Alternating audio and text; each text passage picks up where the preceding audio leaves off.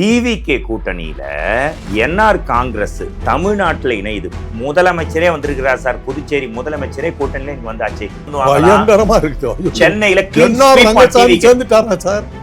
முடிஞ்சது, முடிஞ்சு போச்சு sir. Election over sir. Sir முடிஞ்சு போச்சு சார். எல்லாம் விஜய் வந்தாச்சு சார். பதவி எத்தனை மணிக்கு பதவி பிரமாணம் நாளைக்கு வச்சுட்டு சொல்லுங்க. முடிஞ்சு போச்சு. இது விஜய்க்கு இன்னைக்கு வந்து புகழார சொல்றீங்களா இல்ல கிண்டல் பண்றீங்களான்னு என்ன ரங்கசாமி சேர்ந்துட்டாரு. என்ன விளையாட்டா? தேமுதிக தேமுதிக சேர்ந்தது என்ன சொல்றோம்? பொழப்புக்கு வந்திருக்கிற 6 சீட்டுக்கு வந்திருக்கு. காங்கிரஸும் டிவிகேவும் சேர்ந்தா சென்னை ஃபுல் ஸ்வீப். அதுக்காக எந்தெந்த எலெக்ஷன்ல ஜெயிச்சு ரிப்போர்ட் கொடுத்துருக்கு. இப்பதானே சார் கட்சி ஆரம்பிச்சிருக்காங்க. அரசியல் கட்டி பிடிக்கிறது இல்லை சார். சினிமா விட்டு வாங்க சார் வெளியில. அரசியல்னா கொள்கை வெளியே சார். எம்ஜிஆர் கட்டி பிடிச்சி ஆட்சியை பிடிக்கலையா? சரி சார், உங்களுக்கு எம்ஜிஆருக்கும் விஜய்க்கும் ஒரே ஈக்குவலா நீங்க நினைக்கிறீங்கன்னா எம்ஜிஆர் எவ்வளவு கேவலமா நினைக்கிறீங்கிறது இது ஒரு ஆணையம். திருமாவளவன் என்ன சொல்லியிருக்குன்னா, காங்கிரஸ் ஆட்சியில் பங்கு கேட்பது அவர்களது உரிமை. அது மட்டும் இல்ல, நாங்களும் பங்கு கேட்கலாம், என்னோட உரிமை. ஒண்டி நிக்க தைரியம் இல்லாத கட்சி திமுக. இப்படி எல்லாம் சொல்லிதான் அவங்க ஆட்சியை தீர்த்துக்கணும். வேற என்ன பண்ண முடியும்? 10,62,200 கோடி ரூபாய் கடன் தமிழ்நாட்டுல 78 வருஷம் வாங்கின கடனை 5 வருஷத்துல வாங்கி கொடுத்துட்டு இருக்கிறார். ஸ்டாலின் கொண்டு இருக்க அந்த மகளிர் திட்டங்கள் அத்தனையும் நாங்க ஒடுத்துக்கிட்டோம் சொல்லிட்டு எலெக்ஷன் இருக்கு. சத்துணவு பணியாளர்கள் போராட்டம், ஆசிரியர்கள் போராட்டம், போக்குவரத்து துறை போராட்டம், ரிப்பன் பில்டிங் போனாலே அங்க ஒரு போராட்டம் தான். அண்ணா யூனிவர்சிட்டியில பிரச்சனை. அண்ணா யூனிவர்சிட்டிக்கு துணைவேந்தரை போடுற ஒரு 1000 தடவை ஸ்டாலின் இல்ல அந்த ஆளு அந்த வடநாட்டுக்கார பேரை சொல்லிட்டு அவருக்கா சார்? RN ரவிக்கா sir?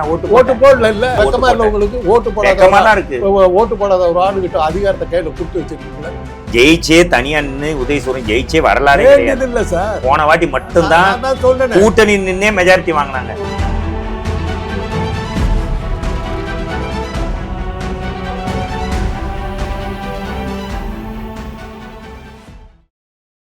ஸ்லோ மோஷன்ல கூட்டணி பேச்சுவார்த்தைலாம் போயிருந்தது. இப்போ ஃபாஸ்ட் ஃபார்வர்டில் போகுது. ஒன்று தேமுதிக வந்து திமுக கூட்டணியில், திமுக தலைமையிலான கூட்டணியில் இணைகிறது. இன்னொன்று டிவிகே கூட்டணியில் என்ஆர் காங்கிரஸ் தமிழ்நாட்டில் இணையுது. புதுச்சேரியில் பிஜேபியோட கூட்டணி. ஆனால் தமிழக வெற்றி கழகத்தோட என்ஆர் காங்கிரஸ் தமிழகத்தில் கூட்டணி. டிவிகே விஜயோட யாரும் வரமாட்டாங்கன்னா முதலமைச்சரே வந்திருக்கிறார் சார். புதுச்சேரி முதலமைச்சரே கூட்டணியில இங்க வந்தாச்சு. அது மட்டும் இல்ல சார், 20% ஓட் வின் பண்ணுவாங்க. சென்னையில சேர்ந்துட்டாரா சார்? முடிஞ்சது. ட்ரம்ப் பதவியில் இருக்கப்பே ரிசைன் பண்ணிட்டு போயிட்டாரா? நீங்க நானும் அதே சொல்லட்டா சார்? தேமுதிக ஜாயின் பண்ணிட்டாங்க. ஓடி போயிட்டாரு சார். நீங்க சொல்ற தேமுதிக சார். என்ஆர் ரங்கசாமி பாண்டிச்சேரி போன்ற ஒரு மகத்தான பெரிய ஸ்டேட்டுக்காரர், ஒரு 5000 எம்எல்ஏக்கள், 50 லட்சம் எம்பிக்கள் இருக்கிற ஒரு கட்சி, அது வந்து விஜயோட சேர்ந்து இருக்குதுன்னா என்ன சார்? முடிஞ்சு போச்சு sir. Election over sir. Sir முடிஞ்சு போச்சு சார். எல்லாம் விஜய் வந்தாச்சு சார். பதவி எத்தனை மணிக்கு பதவி பிரமாணம் நாளைக்கு வச்சுட்டு சொல்லுங்க. முடிஞ்சு போச்சு சார். சென்னையில என்ஆர் ரங்கசாமி சேர்ந்துட்டார் சார். என்ஆர் ரங்கசாமி சேர்ந்துட்டாரு. என்ன விளையாட்டா? தேமுதிக தேமுதிக சேர்ந்தது என்ன சொல்றேன்? பொழப்புக்கு வந்திருக்கிற 6 சீட்டுக்கு வந்திருக்கிற தேமுதிக வந்து என்ஆர் ரங்கசாமி சீஃப் மினிஸ்டர் சேர்ந்திருக்கார் சார். எப்பேற்பட்ட ஒரு பெரிய மாநிலத்தினுடைய சீஃப் மினிஸ்டர். ஆமா, புதுச்சேரியும் தமிழ்நாடும். புதுச்சேரியில 500 எம்எல்ஏக்கள், 50 எம்பிக்கள் கொண்ட ஒரு மாநிலத்தை பிடிக்கிறார் விஜய். அசிங்கமா இல்ல சார்? 150 கோடி ரூபாய் வாங்குற ஒரு கட்சி தலைவர். காங்கிரஸ் டிவிகேவோட பேச்சுவார்த்தை நடத்திட்டு இருக்காங்க. தெருவில் பீடா வைக்கிற 2 பேர் வந்து சேர்ந்து விட்டாங்கன்னு வந்து பேசுறீங்களே. இது விஜய்க்கு இன்னைக்கு வந்து புகழார சொல்றீங்களா இல்ல கிண்டல் பண்றீங்களான்னு எனக்கு புரியல. இன்னைக்கு காங்கிரஸோட டிவிகே பேச்சுவார்த்தை, ரகசிய பேச்சுவார்த்தை நடத்துறாங்க சார். அது உங்களுக்கு தெரியுமா தெரியாதா? நள்ளிரவில் ரகசிய சந்திப்புகள், வேணுகோபால் திட்டம் என்ன? இது யார் சொன்ன செய்தி? பேப்பர்ல வந்த செய்தி சார். பேப்பர் பேரிய சொல்லிட்டா சார், தினத்தந்தி சார். வேற என்ன? அது போதாதா? காங்கிரஸ் ஆழ்வார்க்கடியான், காங்கிரஸும் தினத்தந்தி பேப்பர் டிவிகேவும் சேர்ந்தா சென்னை ஃபுல் ஸ்வீப் ஜெயிச்சிருவாங்களாம். கம்பல்சரி. டிவிகே தனியா நின்று இங்க ஜெயிக்கும். அது மட்டும் இல்ல, ஆட்சியை அதுக்கு ஆதாரம் அதுக்கு ஆதாரம் எந்தெந்த எலெக்ஷன்ல அந்த மாதிரி ஜெயிச்ச ரிப்போர்ட் கொடுத்துருக்காங்க. இப்பதானே சார் கட்சி ஆரம்பிச்சிருக்காங்க. இப்போ நீங்க சொன்னதை வச்சு பார்த்தாக்கா தமிழ்நாட்டில் தேவிக ஆட்சி நடத்திட்டு இருக்குதுன்னு நினைச்சேன். ஸ்வீப் எப்படி சார்? அதாவது ஒரு சைடு ஏடிஎம்கே அதாவது பிஜேபி ஏடிஎம்கேங்கிறது யாரை சொல்றீங்க? நாளா இருக்காங்க. எந்த ஏடிஎம்கே? இபிஎஸ் தலைமையிலான ரெட்டையலை வச்சிருக்கிற ஏடிஎம்கே. அடுத்து வந்து அன்புமணி ராமதாஸ், மாம்பழம் வச்சிருக்கிற அன்புமணி இல்ல இப்போ இல்ல அவருது தேர்தல் ஆணையம் சொல்லிட்டாங்க அன்புமணி ராம். அப்புறம் பிஜேபி. இந்த மாதிரி கட்சிகள்லாம் என்ன பண்ணுது, நரேந்திர மோடி தமிழ்நாட்டுக்கு வரும்போது ஒன்னா நின்று கையை தூக்கி நாங்க கூட்டணின்னு காட்டுறாங்க. இங்க ஸ்டாலின் அவர் ஒரு சைடு போறாரு. விசிகா இன்னைக்கு என்ன சொல்லியிருக்குன்னா, திருமாவளவன் என்ன சொல்லியிருக்குன்னா, காங்கிரஸ் ஆட்சியில் பங்கு கேட்பது அவர்களது உரிமை. அது மட்டும் இல்லை, நாங்களும் பங்கு கேட்கலாம், என்னோட உரிமை. நாங்கள் ப்ரெஷர் கொடுக்கல, அவங்க ப்ரெஷர் கொடுக்குறாங்க. இந்த மாதிரி ஒரு கட்சியும் பிரிஞ்சு நிற்குது. கேட்டால் கூட்டணினா கூட்டா நிற்கணும் சார். அதிமுகவில் இருக்கிற அனைத்து கட்சியில கூட்டா இருக்கிறாங்க, பிடிச்சிக்கிட்டே இருக்கணும். இவங்க சண்டை போட்டு இருக்கிறாங்க. அதான் சார் விஜயனுடைய லவ் சீன் மாதிரி. இப்படி சொல்லி தான் ஒருத்தர் கேஸ் வாங்கினார் sir, Sivaji. Vijay love scene மாதிரி கட்டி பிடிச்சிக்கிட்டு இருக்கணும். அரசியல் கட்டி பிடிக்கிறது இல்லை சார். இந்த சினிமா விட்டு வாங்க சார் வெளியில. அரசியல்னா கொள்கை வெளியே சார். எம்ஜிஆர் கட்டி பிடிச்சி ஆட்சியை பிடிக்கலையா? சரி சார், உங்களுக்கு எம்ஜிஆருக்கும் விஜய்க்கும் ஒரே ஈக்குவலா நீங்க நினைக்கிறீங்கன்னா எம்ஜிஆர் எவ்வளவு கேவலமா நினைக்கிறீங்கிறதுக்கு இது ஒரு ஆடு. இல்ல ரெண்டு பேருமே உயர்வா தான் நினைக்கிறேன். தப்பு. எம்ஜிஆர் வந்து அரசியலுக்கு எப்படி வந்தாரு? சினிமா மூலமா வந்தாரு. அவர் சினிமா அறிஞர் அண்ணாவே சொன்னாரு, இவரோட சினிமா முகம் நம் திமுக கழகத்துக்கு தேவை. அறிஞர் அண்ணா என்னையே தெரியல ரோட்ல இருக்கவங்களுக்கு பத்தியா எம்ஜிஆர் கட்சியா நீன்னு கேட்கறாங்க. ஆக்சுவலா கட்சி என்னோடது, உங்களுக்கே தெரியும் அந்த வரலாறுலாம். அதை பத்தி பேசல நான். இப்பத்தி கரண்ட் இது வந்து நீ புதுசு இல்ல. 67 அண்ணா ஜெயிச்ச போது எம்ஜிஆர் கழுத்துல சுட்டு விட்டாங்க. எம்ஆர் ராதா சுட்டுட்டார். அன்னைக்கு உங்க மாதிரி ஊடகக்காரர்கள்லாம் எம்ஜிஆர் கழுத்தில் அடிபட்டதால் தான் வெற்றி அப்படின்னு சொல்லி, அண்ணாவுக்கு இதில் எந்த வெற்றியும் கிடையாது, அண்ணாவை அட்ரஸுமே தெரியாது, பொதுமக்களுக்கு அடையாளமே தெரியாதுன்னு சொல்லிட்டாங்க. ஆமா, அதான் உண்மை. அதான் யாருக்கு தெரியுங்க சார்? அண்ணா யாருக்கு தெரியும்? உலகம் பூராத்துக்கு தெரியும் சார். அதிமுகவை எல்லாருக்கும் தெரியும், ரெட்டையிலேயே எல்லாருக்கும் தெரியும். ஆனா ராஜீவ் காந்தி அசாசினேஷன் நடந்த உடனே ஒரு மிகப்பெரிய ஸ்வீப்ல ஏடிஎம்கே ஜெயிச்சுத. அதுக்கு காரணம் ராஜீவ் காந்தியோட அசாசினேஷன். ஆமா, டிஎம்கே நினைச்சாங்க. அது உண்மை, அப்பப்ப நடக்கத்தான் செய்யும். அதெல்லாம் விட்டுருங்க, அந்த விவகாரத்துக்கு போகாதீங்க. அண்ணாவே தெரியாதுன்னு எழுதி தீர்த்துக்கிட்டாங்க. 71ஆம் வருஷம் ஒரு எலெக்ஷன் நடந்தது. அந்த சமயத்தில் வந்து கருத்து கணிப்பு வருது. 67 வந்த திமுக 71 காலி ஆகிறது. மீண்டும் காமராஜர் தலைமையில் ஆட்சி அப்படிங்கிறது கருத்து கணிப்பு. போலீஸ் ரிப்போர்ட்டும் அதே தான். தொலைஞ்சதுக்கு திமுகன்னு. எம்ஜிஆர் பயந்து போய் எலெக்ஷனுக்கு முன்னாடி நேபாளுக்கு போயிட்டார். ஜெயலலிதாவோட காட்மாண்டுக்கு போயிட்டார். தோத்து போயிடணும். அப்போ சீஃப் செக்ரட்டரியாக இருந்த ராயப்பா எலெக்ஷன் கவுண்டிங் ஆரம்பிக்குது.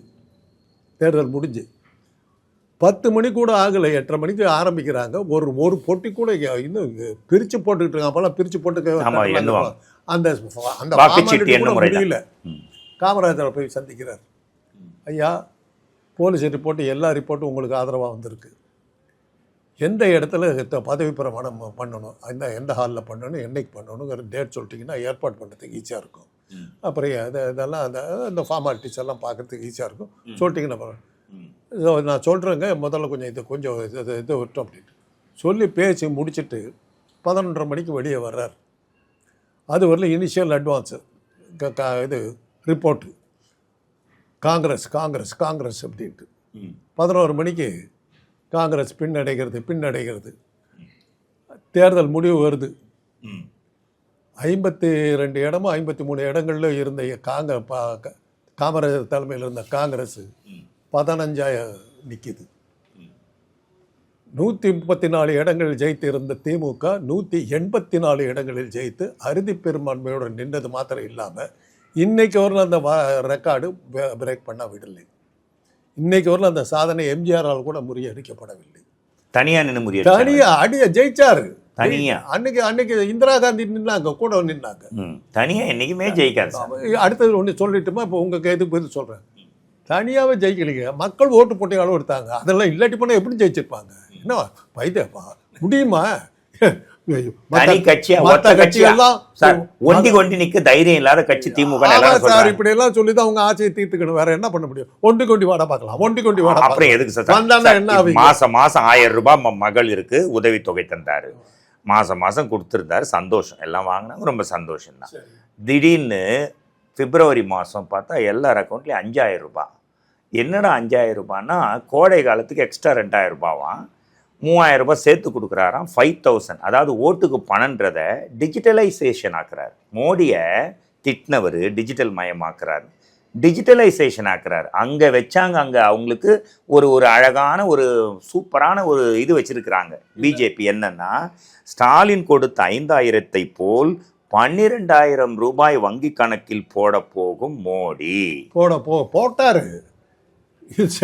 இவர் போட்டுட்டா இதை திட்டக்கூடாது. நீங்க பீகார்ல போட்டாருங்க. 5000 போட்டதே தப்பு. 5000 என்ன புதுசு இருக்குது? 5000 தயவு செய்து உங்க கொஞ்சம் ஒரு 2 மாசம் பின்னாடி போங்க. எலெக்ஷன் அனௌன்ஸ் பண்றதுக்கு 2 நாளைக்கு முன்னாடி எல்லா பெண்களுக்கும் 15000 ரூபாய் போட்டாங்க. அப்ப ஸ்டாலின் சொன்னாரு, திராவிடம் கொடுத்தாக்கா போய் இது உன நீ கொடுத்தா சரியா போச்சான்னு. இது அநியாயம். 5000 ரூபாய் கொடுக்கலாமா சார்? அப்ப 12000 ரூபாய். அப்ப நீங்க பிச்சை நீங்களே சார். சாப்பாடு போடுறது விஜயகாந்த் சாப்பாடு போடுறது அது பிச்சை எடுக்கிறத ஊக்குவிக்கிறது. இது 5000 ரூபாய் பிச்சை இல்ல. இதே வந்து இந்த 1000 ரூபாய் என்ன பண்ணணும்? ஒரு இன்ஃப்ராஸ்ட்ரக்சர் கொடுத்து மகளிருக்கு வேலை வாய்ப்பு கொடுத்து இப்ப 5000 ரூபாய் வாங்கிட்டாங்க சார். 1000 ரூபாய் ஆட்சி இல்லை நின்றுச்சு, இல்லை கொடுக்குற என்ன பண்ணுவாங்க? தட்டுல நிற்பாங்களா? அப்படி கொடுக்கூடாது சார். தன்னோட உழைப்புல ஈட்டி 1000 இல்லை 10000 சம்பாதிக்க வைக்கணும். அதுதான் உண்மையான அரசு. இன்னொன்று கேளுங்க சார், 10,62,000 கோடி ரூபாய் கடன் தமிழ்நாட்டில். 5 லட்சம் ரூபாய் 5 லட்சம் கோடி கடன் வந்து 1947 கிட்டத்தட்ட 78 வருஷமா 2021 வரைக்கும் வாங்கின கடன் 5 லட்சம் கோடி. 78 வருஷத்துல, வெறும் 5 வருஷத்துல மு.க. ஸ்டாலின் முதலமைச்சர் அவர்கள் வாங்கிய கடன் 5 லட்சம் கோடி. 78 வருஷம் வாங்கின கடனை 5 வருஷத்துல வாங்கி கொடுத்துட்டு இருக்கிறார். அது மட்டும் இல்லை சார், அப்புறம் இந்த பெண்களுக்கு தங்கும் விடுதி, தோழிகள் தங்கும் விடுதி அப்படின்னு ஒன்று வச்சிருக்கிறாங்க. அதுக்கு மாதம் 3000 ரூபாய் கட்டணுமா, சாப்பாடு இல்லையா, நல்ல ஹைடெக்காக இருக்குமா. ஜஸ்ட் ஒரு ஹாஸ்டலில் 3000 ரூபாய், அடையாறுல கிடைக்கும் ஹாஸ்டல் லேடிஸ் தங்கிறதுக்கு, அதுக்கு 3000 ரூபாவா? அது ஒரு திட்டமா? அதுவும் சொல்லி யாரும் போல 9 இடத்துல தான் தமிழ்நாட்டில். இது ஒரு திட்டமா? பேரளவு ரொம்ப ஒன்றும் பிரச்சனை இல்லை மோகன், ரொம்ப சிம்பிள். இதையெல்லாம் நாங்கள் வந்தால் ஒழித்து கட்டுவோம் சொல்லிட்டு எலெக்ஷன் நில்லுங்க. நிக்கிறாங்களே, நில்லுங்க.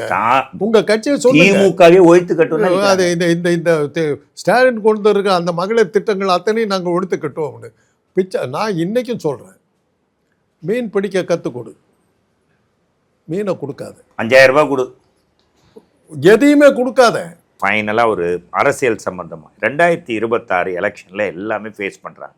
டிஎம்கே அலையன்ஸ் கான்ஃபிடென்ட் லெவல் கம்மியாக இருக்க மாதிரி தெரியுது சார். காங்கிரஸ் இன்கேஸ் மிஸ் ஆகி டிவிகேவோட போயிட்டு துணை முதலமைச்சர் காங்கிரஸுக்கு டிவிகே தரதா சொல்கிறாங்க, அமைச்சரவையில் பங்கு தராங்க. அப்போ டிஎம்கே கூட்டணி நுங்கா கரெக்டாக வருமா? எப்படி இருக்கும் சார் 2026? பயப்படாதீங்க. நான் எனக்கு என்ன பையன் ஆசை நிறைவேறாது. அதுக்கு தான் சொல்லுவோம்.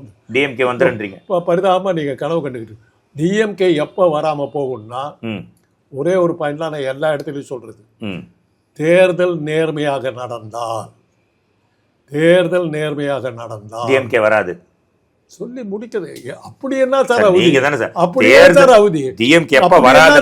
தேர்தல் நியாயமாக நடந்தால்னா அப்படிதான். அடுத்த வார்த்தையை கேட்கறதுக்கு ஹார்ட் நின்னு போடுகிற அளவு பயந்து நடுங்குறீங்களா? பயப்படாதீங்க, நிச்சயமா சொல்றேன், உங்களுக்கு அதிர்ச்சி தான் இருக்கும். தேர்தல் நேர்மையாக நடந்தால் தமிழ்நாடு மட்டுமல்ல, காஷ்மீரிலிருந்து கன்னியாகுமரி வரையில் ஒரு இடத்தில் கூட பாஜகவும் அதனுடைய கூட்டணியும் ஒரு இடத்தில் கூட ஜெயிக்காது. மோடியே தோத்து போவார்.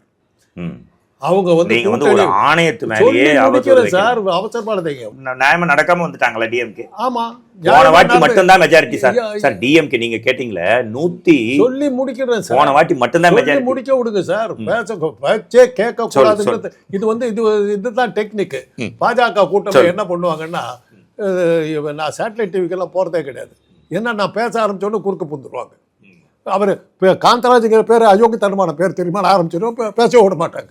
இதே வேளா திமுகவினுடைய அருள்மொழி எச்ராஜா குறுக்க இடைமறிச்சார்.